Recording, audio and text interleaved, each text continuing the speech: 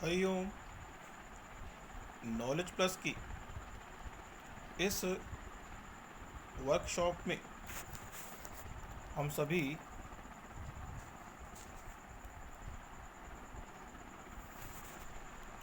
विद्यार्थियों का स्वागत करते हैं। आज हरिओम एस्ट्रोलॉजी क्लास नंबर 6 है। इस क्लास में हम 3 कंसेप्ट आपको बताने का प्रयास करें। जैसा कि पिछली क्लासों में हमने ये बताया कि कुंडली का जो हाउस सिस्टम है वो H1 से शुरू होता है और H12 पे ख़त्म होता है, और कुंडली का जो भाव सिस्टम है वो B1 से शुरू होता है और B12 तक जाता है। और जन्म कुंडली में जो भाव है वो हमेशा हाउस से बड़ा कहा जाता है। हमने तीसरा कंसेप्ट बताया कि एक भाव का मालिक प्लैनेट कौन सा होता है। तो हमने उससे ये सीखा कि H1 equal to B1 equal to मंगल। आज इस टॉक में हम भाव को इम्पोर्टेंस दे रहे हैं B1 से लेके B12 तक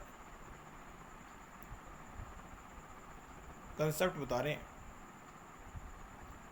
पहला जो कंसेप्ट हम बताने जा रहे हैं वह है कि B1 से लेके B12 में B1, B4, B7 और B10 ये जो भाव हैं ये केंद्र के हैं। दूसरा कंसेप्ट B1 जो है, B5 जो है और B9 जो है, ये जो दूसरा कंसेप्ट है उसमें B1, B5 और B9 ये भाव ऐसे हैं जो व्यक्ति को धर्म की ओर ले जाने का प्रयास करते हैं। B2, B6 और B10 ये ऐसे भाव हैं जो व्यक्ति को पैसे की ओर, सर्विस की ओर और कर्म क्षेत्र की ओर ले जाने का प्रयास करते हैं। और इन भावों को हम पैसे के भाव कह सकते हैं। B2, B6 और B10 ये पैसे के अर्थ के भाव हैं। जिस तरह B1, B5 और B9 जो हैं धर्म के भाव हैं, B2, B6 और B10 अर्थ के, मनी के भाव हैं।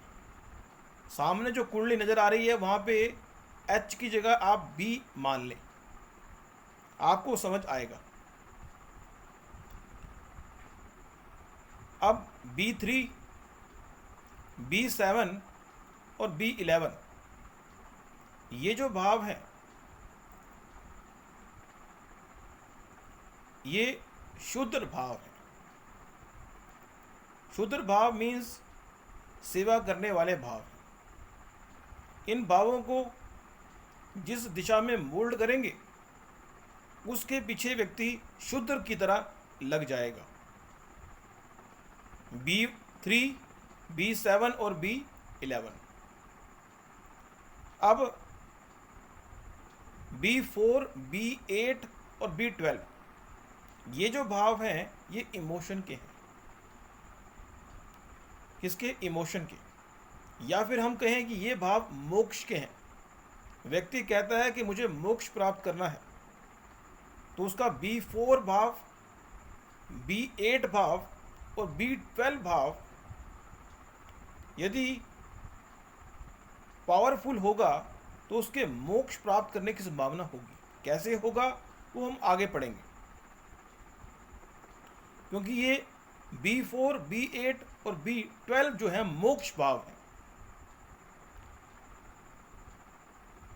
तो दूसरा कंसेप्ट ये था कि इन भावों को हमने धर्म के आधार पर, अर्थ के आधार पर, शूद्रता के आधार पर और मोक्ष के आधार पर क्लासिफाई किया। अगला क्लासिफाई हम कर रहे हैं कि आग के आधार पर, 5 तत्वों के आधार पर। B1 भाव में आग है, B5 भाव में जबरदस्त आग है, B9 भाव में भी आग है।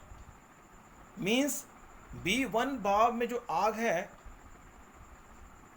वो सेल्फ डेवलपमेंट की आग है।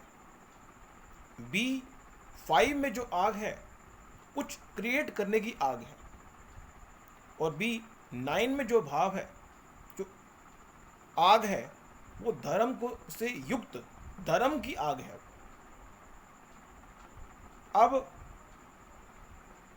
B2, B10 और B6 की बात करें तो ये जो भाव है पृथ्वी एलिमेंट वाले हैं।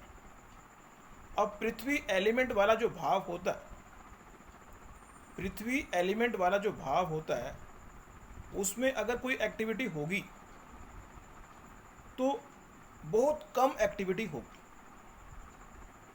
कैसे होगी आगे सीखेंगे।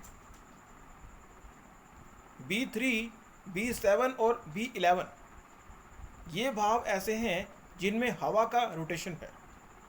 मीन्स इतनी ज़बरदस्त मूवमेंट है इन भावों में कि व्यक्ति स्थिरता के साथ रह नहीं सकता।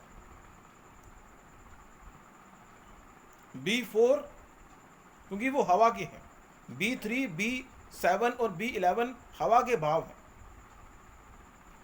B4, B8 और B12 जल के भाव हैं। तो हमने ये क्लासिफाई भी किया। अगला क्लासिफिकेशन ये कर रहे हैं कि जो B1 है, जो पहला भाव है, वो मेल एनर्जी को रिप्रेजेंट करता है।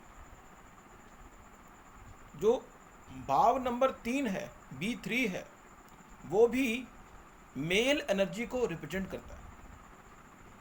B5 जो है वो भी मेल एनर्जी को रिप्रेजेंट करता है, टू क्रिएट समथिंग। थोड़ा एग्जांपल समझें। B1 है, मेल एनर्जी है to create self development. B3 male energy है टू डेवलप डिजायर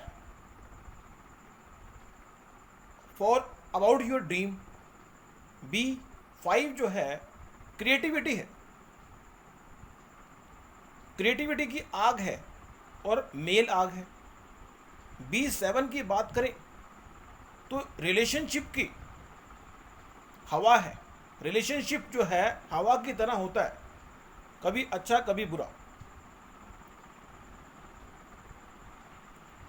उसके बाद B9 की अगर बात करें, उसमें धर्म की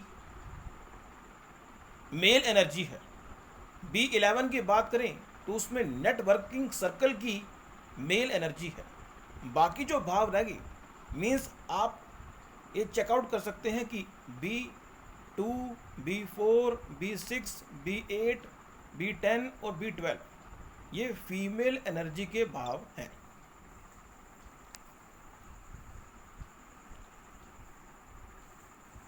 नेक्स्ट वर्कशॉप में कुछ और जानकारी हम आपको देंगे। Thank you so much for listening and supporting Hariom knowledge plus.